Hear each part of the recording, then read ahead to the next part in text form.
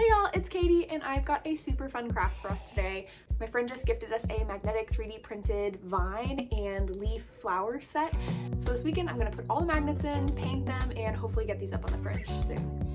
So thank you to my friend for gifting this to us. I honestly have no idea what vendor this is from, so I can't link them, but the set we got for this is really good quality. I think the print was really well done, so I'm very happy with it personally. Anyway, I would link them down below, but I don't have that, so we're just gonna get to it.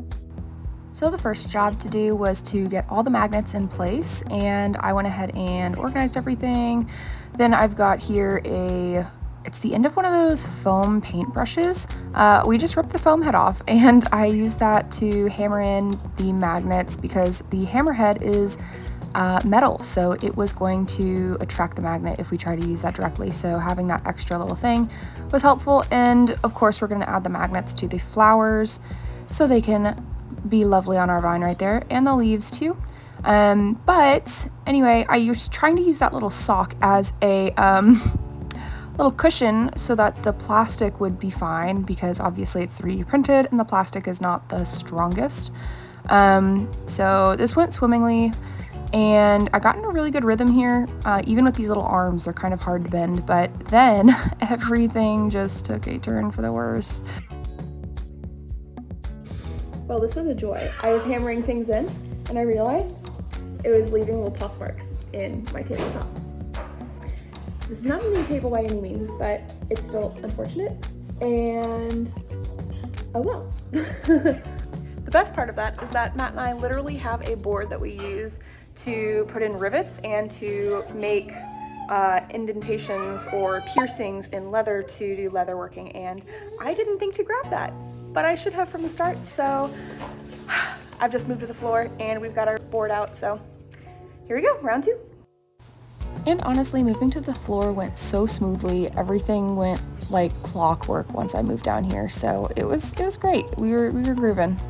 And yes, baby was in the playpen, and I was making sure that the dogs stayed away. I think the noise just kept them away in general though, because I had those little magnets out, and those can be big tummy issues, so spare fingers.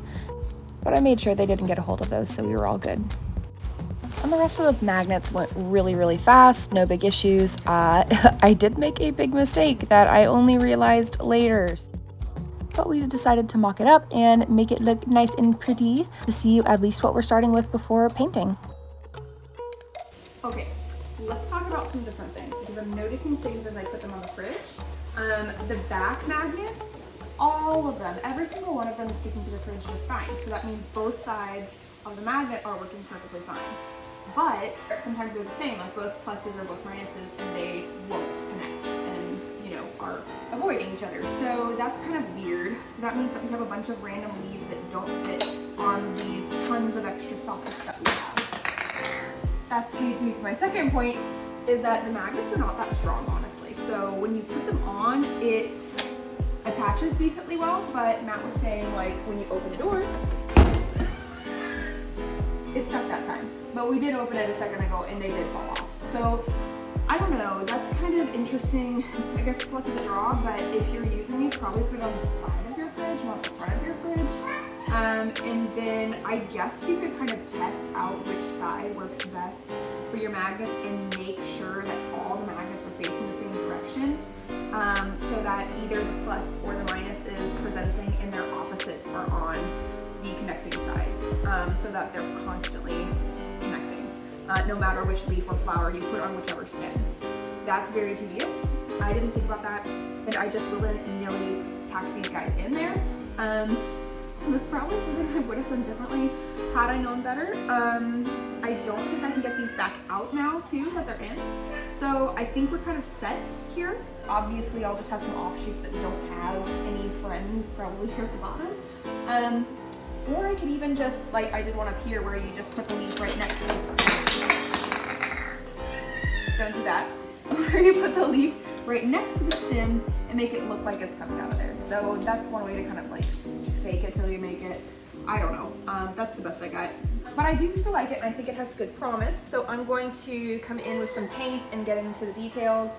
The filament was green already, so we're going to keep the vine green, but we're going to paint a little bit of detailing on the veins of the leaves as well as on the flowers, of course, because we don't want green flowers. I want some colorful flowers. So we're gonna come back in and do that next.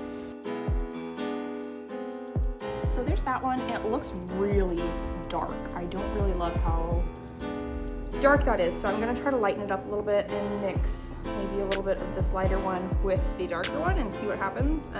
Just kind of playing around, see what happens here.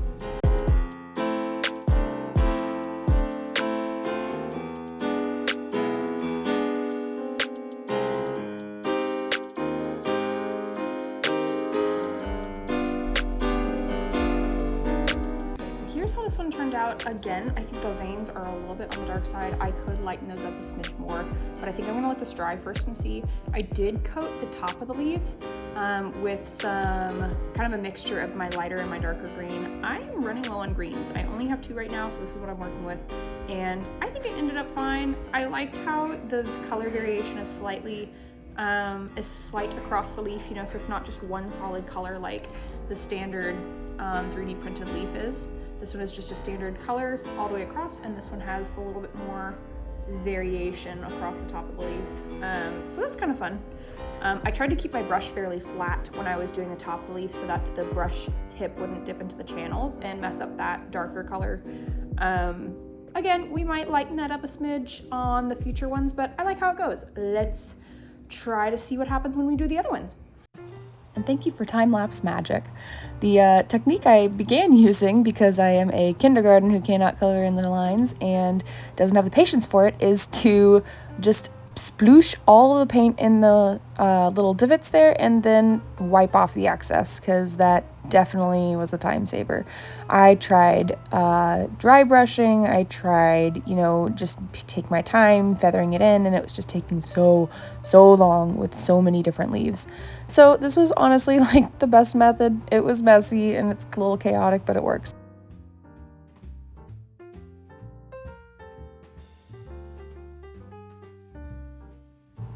And here's the comparison between that painted leaf I did earlier, where the surface of the leaf was actually painted, that mixture of the 2 greens, and I love it. Just compared to that standard filament, I think it gives it more depth, so let's do that. I don't know if you can see it, but I have paint like all over my forehead. They're splattered, and it literally just got in my eye. Whoa. Okay, we color mixed, and now we're testing out the first leaf with the face. Oh yeah, that's super close to what I had before. I'm liking this. I'm keeping that flat brush technique too, where I just keep it fairly flat, so I butt up right to the edge of that, but I don't go into the little channels. Oh, just like that. And if you thought painting all those little leaf veins took forever, these faces of the leaves took so much time. Let's just skip, please.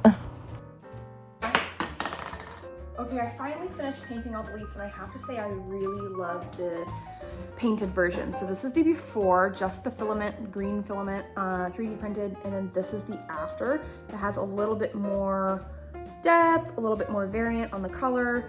I dry brushed in some areas, and then I also kind of gooped it on in other areas with the paint, so I think that's really fun because some of that original color comes through. Gradient, there's a little bit more of a gradient there, you know? So anyway, I really like the painted version of those leaves. I think that turned out well. So I'm gonna see if there's what it looks like on the vine now, because the vine is the original color, so I might have to paint that, I don't know.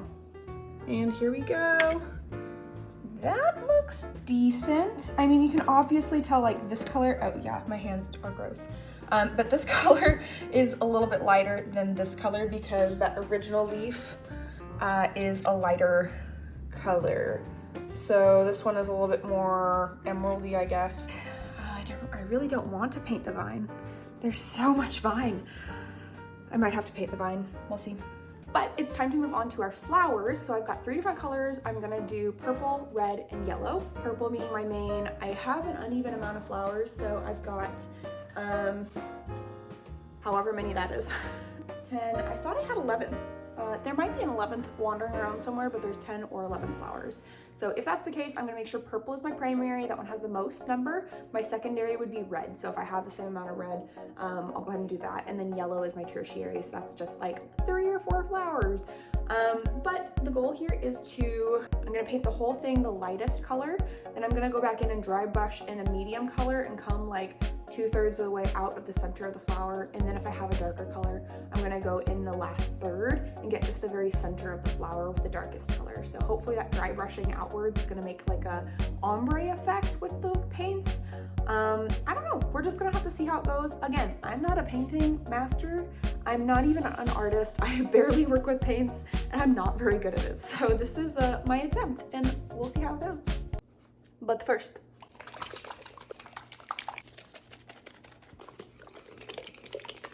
yes, it's like my favorite part. It's so fun. And this is yet again a place where I start to make a mistake that I will fix later, but it just takes up a little extra time here. And I'm going right in on that dark green with a light purple without a base coat. Oops. So obviously this is gonna need a second coat because it's not light enough, and you can definitely see, at least in my lighting, I can definitely see some green poking through. So we're definitely gonna want to second coat this once it all dries, and then we can move on to the next color. So, okay, I am officially done for the night. I am honestly pretty tired. These little guys were boogers and gave me lots of trouble. Honestly, now that they've dried, I think it's a lot better. It took me 3 coats on this light purple because the green kept showing through. So I've definitely learned my lesson, especially coming up with the yellow. I'm going to, well, here's one. I primed these ones, so I can use these for the red or the yellow, but I think giving them a white coat first is gonna help kind of mitigate that green showing through. So anyway, I'm gonna do this probably 2 layers of white, but then again, I don't want them to be all cakey with paint, so 1 layer of white, I don't know if that will be enough. We'll see. I'll make that determination in the morning. We'll see. But yeah, that's how these have gone so far. I really love this color of like almost lilac, you know, lavender lilac of the purple. And then I'm gonna come in with a plum afterward to do in the middle, and then I'll probably brush up on the outside as well, and maybe follow the veins on the inside. We'll see. But yeah, that'll be tomorrow. Do the purple and then come back in with the red and the yellow for the other flowers after I prime them. So just a lot more painting than I thought it would be, but that's okay because painting is kind of fun and cathartic. So I'll see you guys tomorrow. Bye. So it's day 2, and at lunch, I went ahead and did a little work already. I did 1 coat of paint of the yellow on the primed flowers, and I started priming the second set of flowers, which will be the red ones. So those are coming along. We're gonna do some more white coats. I don't think I did enough white coats under the yellows. They're a little streaky, and you can see kind of where the white was not super solid under there. So I think they could have been done a little bit better. So I'm gonna prime the other ones a little bit better than last time.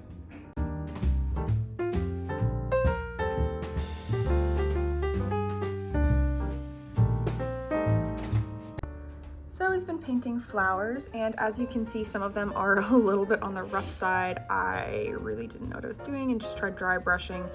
It didn't really work well in the purple. So those ones I need to redo, probably repaint a little bit and zhuzh up a little bit.